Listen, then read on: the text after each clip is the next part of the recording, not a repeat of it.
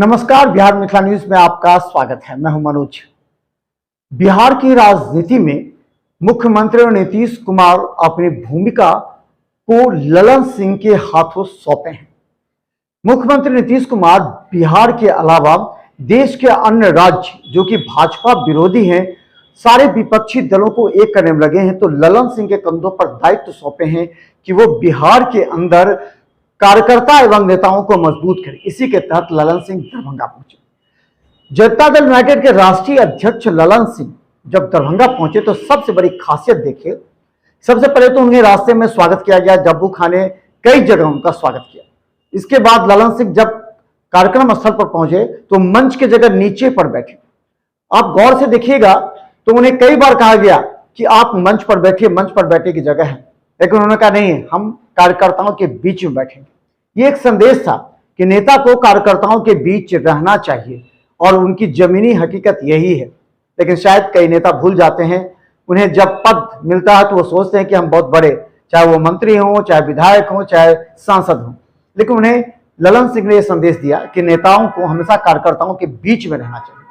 मोहम्मद अली फातमी ने मन से कई बार उन्हें कहा कि नेताजी आप आ जाइए, अध्यक्ष जी आप आ जाइए मंच पर, लेकिन नहीं आए। लेकिन हम आपको दिखाएंगे कि किस तरह ललन सिंह ने सीधा भाजपा पर कटाक्ष करते हुए कहा कि आप बजरंग बली के सहारे देश को नहीं चला सकते। उन्होंने कहा कि कर्नाटक में आपकी सबसे बड़ी हार हुई है, इससे सबक लीजिए। बजरंग बली के नाम पर आप चुनाव लड़ते हैं, आप धर्म के नाम पर चुनाव लड़ते हैं, आप धर्म के नाम पर लोगों को बांटते हैं, जिससे जनता ने आपको सबक सिखाया है। ललन सिंह ने कहा कि सभी कार्यकर्ताओं एक हो, 2024 के चुनाव का शंखनाद है। हम आपको दिखाते हैं कि ललन सिंह ने क्या क्या कहा मन से, और हजारों की संख्या में जो कार्यकर्ता मौजूद थे, कार्यकर्ताओं को संबोधित करके उन्होंने कहा कि अभी से ही चुनाव में लगिए। लेकिन मंच पर इशारे में कई नेताओं ने अपने दिल की बात कह दी, जो कहीं ना कहीं किसी दूसरे को नेताओं को बुरा भी लगी। वो भी हम आपको दिखाएंगे। पहले देखिए ललन सिंह ने क्या कहा। तो इसने जवाब दिया, आज कर्नाटक की जनता ने जवाब दिया कि पाप का घड़ा तुमने भर चुका है, आपके पाप का घड़ा भर चुका है और वो फूटने ही वाला है, और 1 साल का समय बाकी है, वो फूटेगा और जरूर फूटेगा।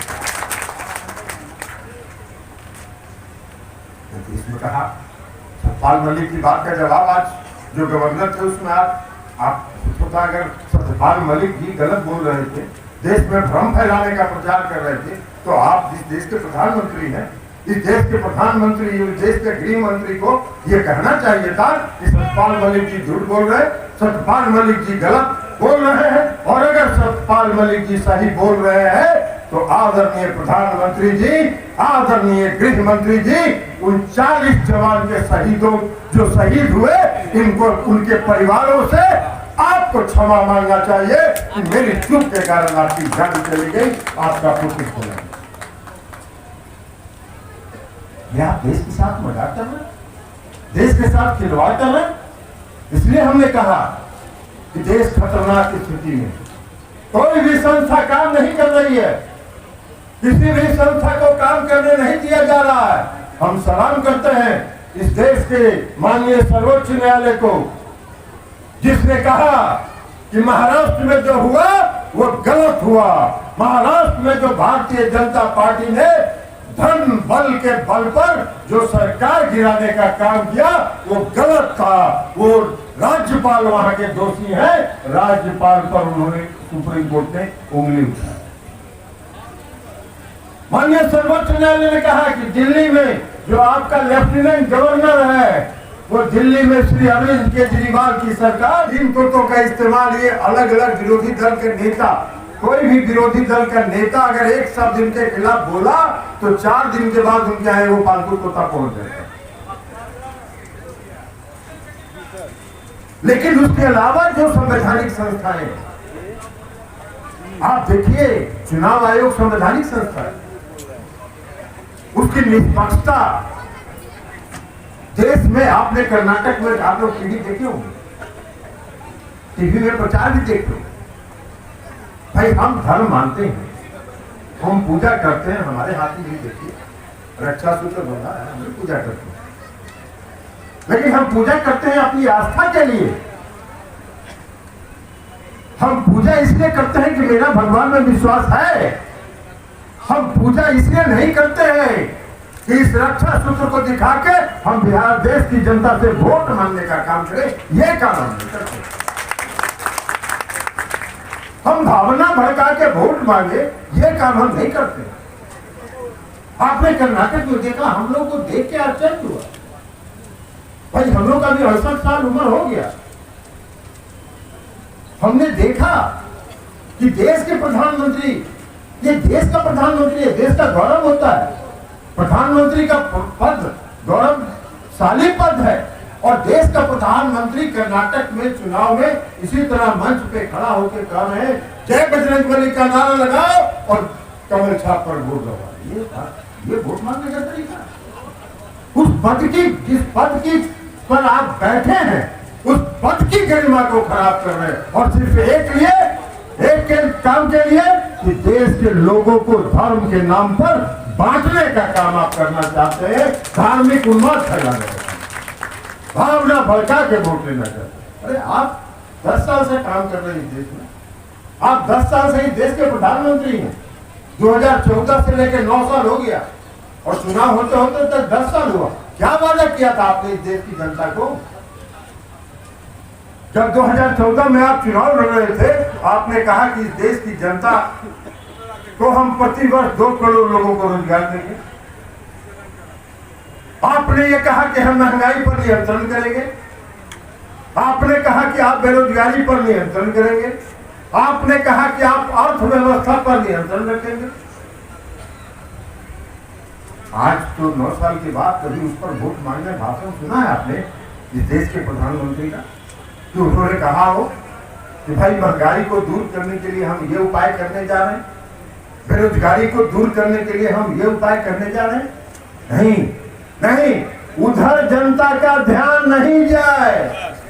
जनता जब वोट में मांगने जाए तो जनता ये सवाल नहीं पूछे कि महंगाई क्यों नहीं दूर किए, बेरोजगारी क्यों नहीं दूर किए, इस देश का निजीकरण क्यों कर रहे हैं, ये नहीं पूछे। इसलिए धार्मिक उन्माद फैलाते हैं, भावना भड़काने का काम। और ये देश खतरनाक स्थिति है। देश का शासन, देश की बागडोर जिसके हाथ में है, वो देश का शासन नहीं चला रहा। आज जम्मू एंड कश्मीर के गवर्नर थे सत्यपाल मलिक साहब। सत्यपाल मलिक साहब हमने नहीं बनाया था उनको गवर्नर, नीतीश कुमार जी ने नहीं बनाया था उनको राज्यपाल, कांग्रेस पार्टी ने उनको राज्यपाल नहीं बनाया था। भारतीय जनता पार्टी की सरकार नरेंद्र मोदी जी ने उनको राज्यपाल बनाया था। और जम्मू कश्मीर के राज्यपाल पुलवामा में 40 सीआरपीएफ के जवान शहीद हो गए। आप 2019 के चुनाव में उसी शहादत के नाम पर वोट मांगने का काम आपने किया।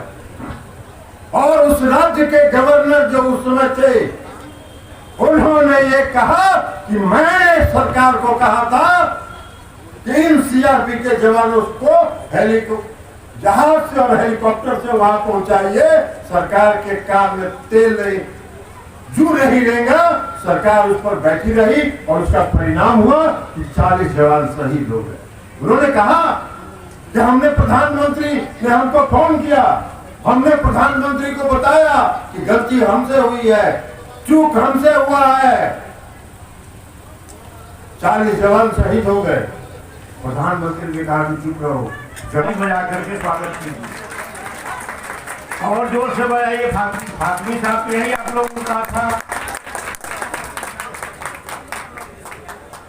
संजय जी ने भी आपको बताया कि कार्यकर्ताओं की भावना बड़ी होती है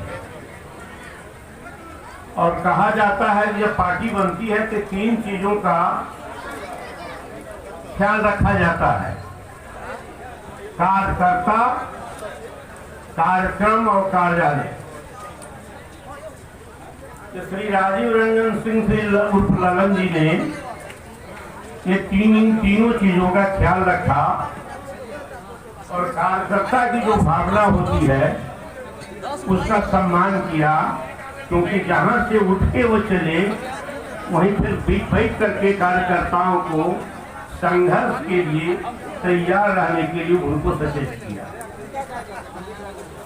ललन जी बहुत नीचे से आए थे कि कहा कि कर्पूरी ठाकुर के बहुत नजदीक रहे हैं वो। हम दोनों साथ थे, 40-45 वर्षों 50 वर्षों के। और गरीबों का जो दर्द होता है,